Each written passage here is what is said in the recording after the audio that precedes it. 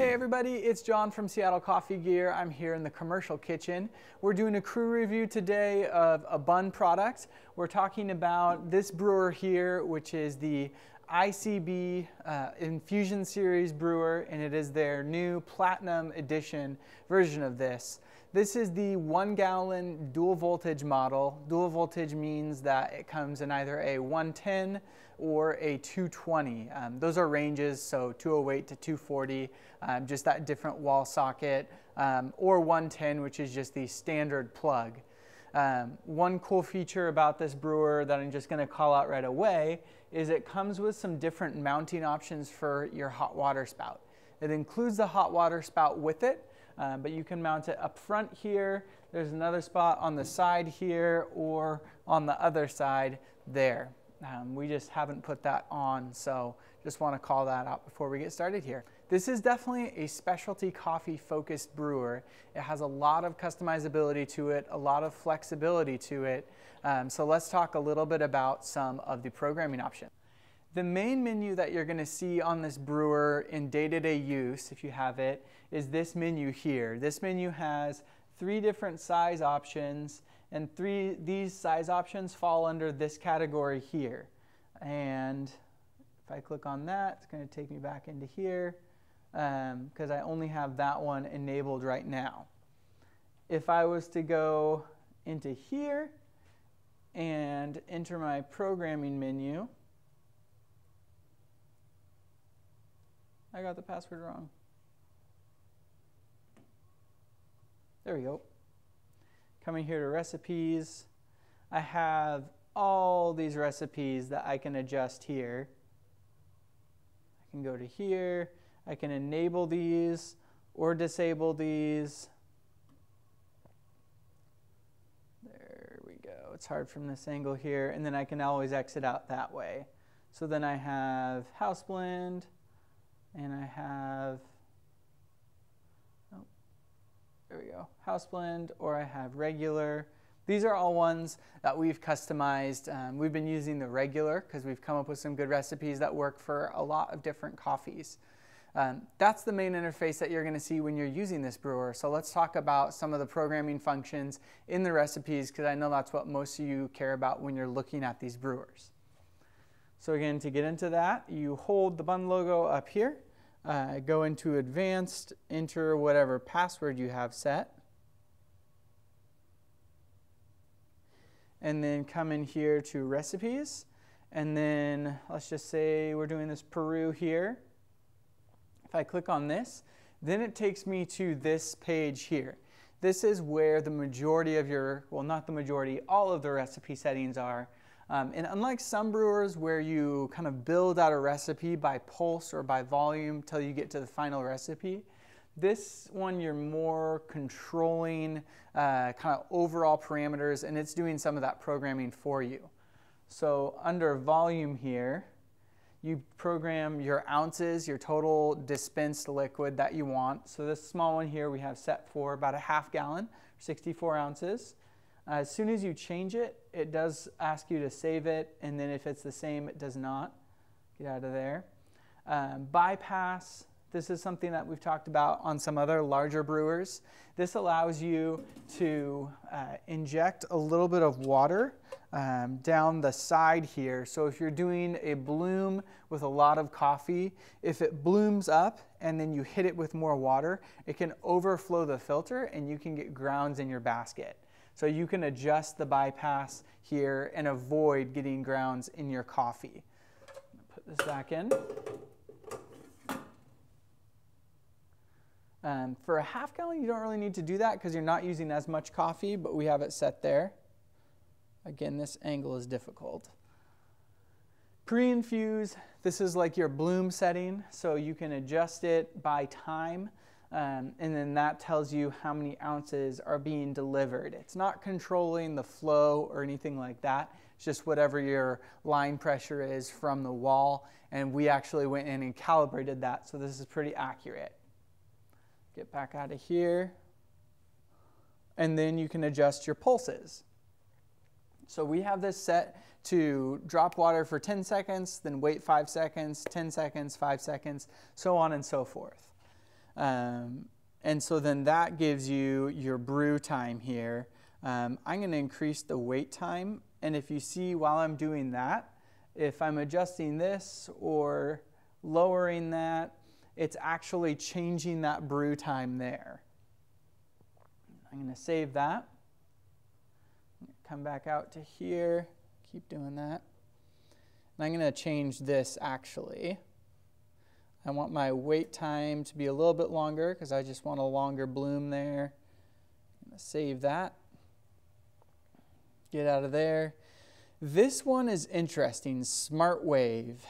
Essentially what this is controlling is there is an air pump inside the brewer that controls the velocity that the water hits the coffee bed at. And so that allows you to control some of the agitation in the basket and how aggressive that water is hitting the coffee. We've noticed that there is a difference in flavor from when you have it off to when you have it at the maximum.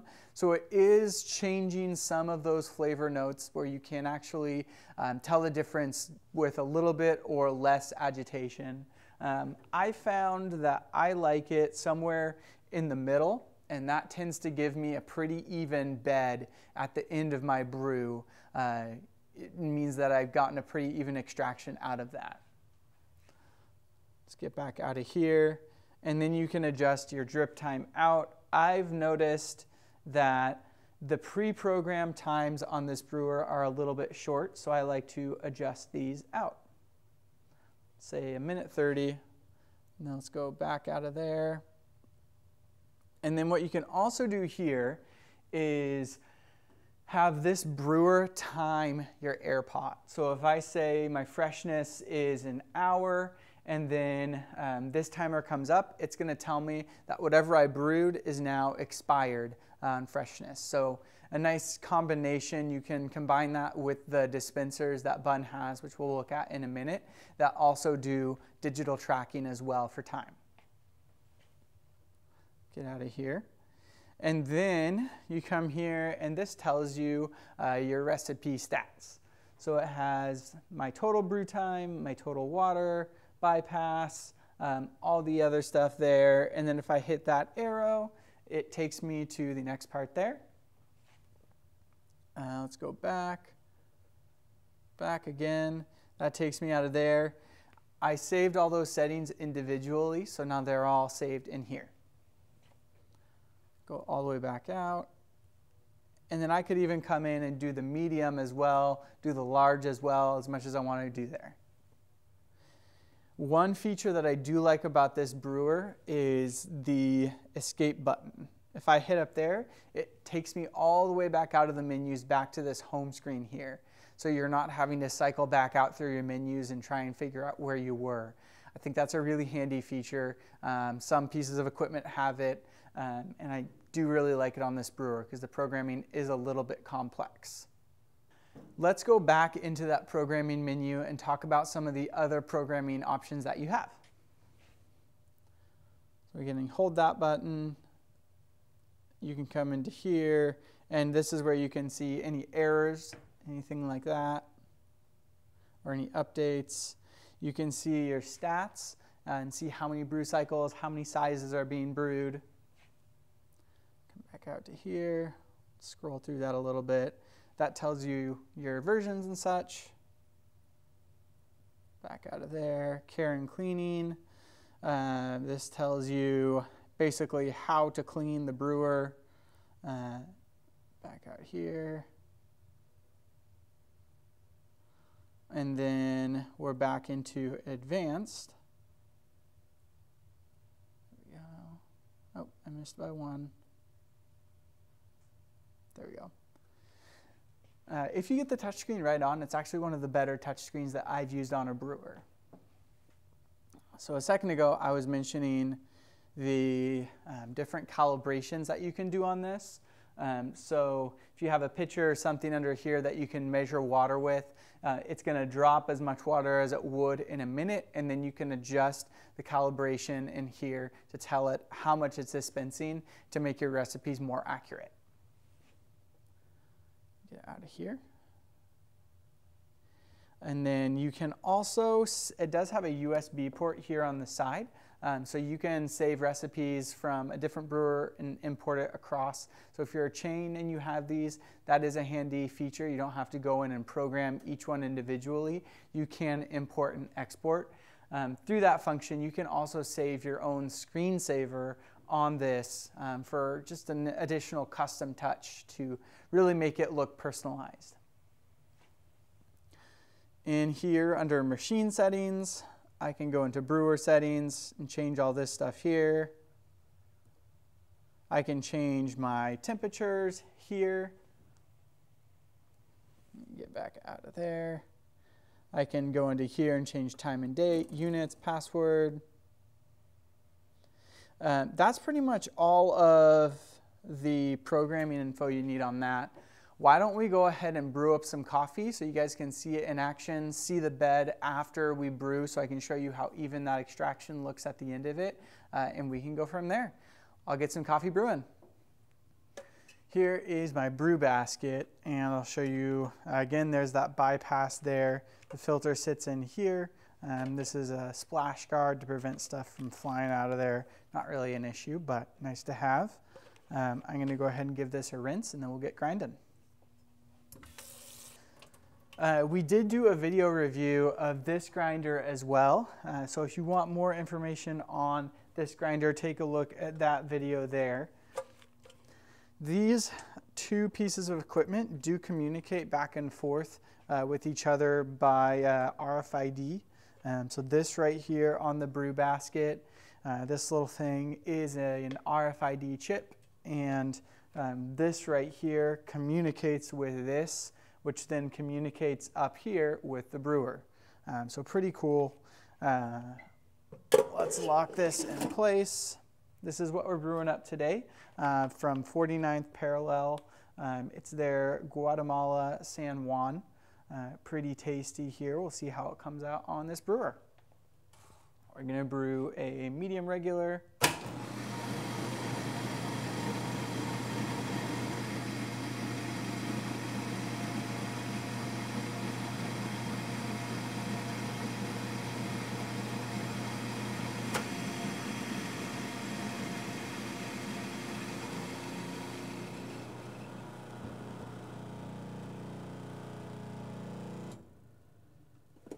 Today we're using about 240 grams of coffee for this gallon of coffee. We found that gives us a pretty consistent brew. But when I put this into here, should recognize that. It says medium regular detected. And then all I have to do is hit brew. And there we go. Make sure that's aligned down below there, and that's up so I don't have a mess on my hands here. That is now brewing. We have that set for a pretty long brew cycle because it is a lot of coffee. We have a nice long bloom because we want to really pull out some of those lighter notes from this coffee here. I'll come back once this is done and show you the coffee bed, and we'll taste some coffee. This just finished brewing. As you can tell on this right here, it is full based on these bars. And that's now counting up to show us how long this has been sitting for. I'm going to pull this out here. So it's pretty full.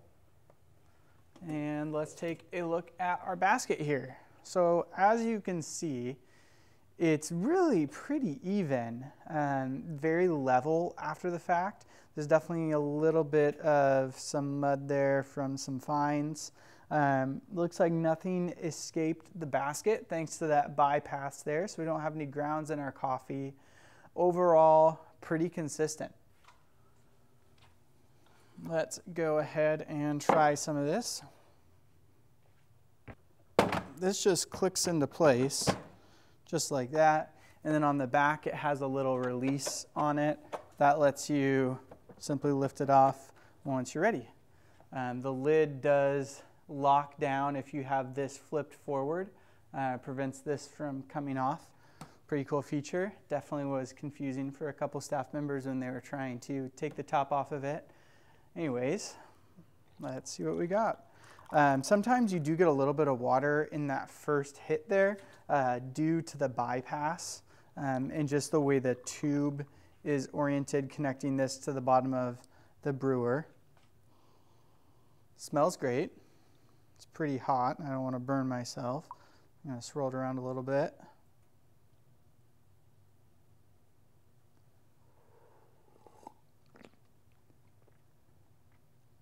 And it tastes great as well. You can definitely get a lot of the tea-like notes, the juiciness out of it. I really enjoy that.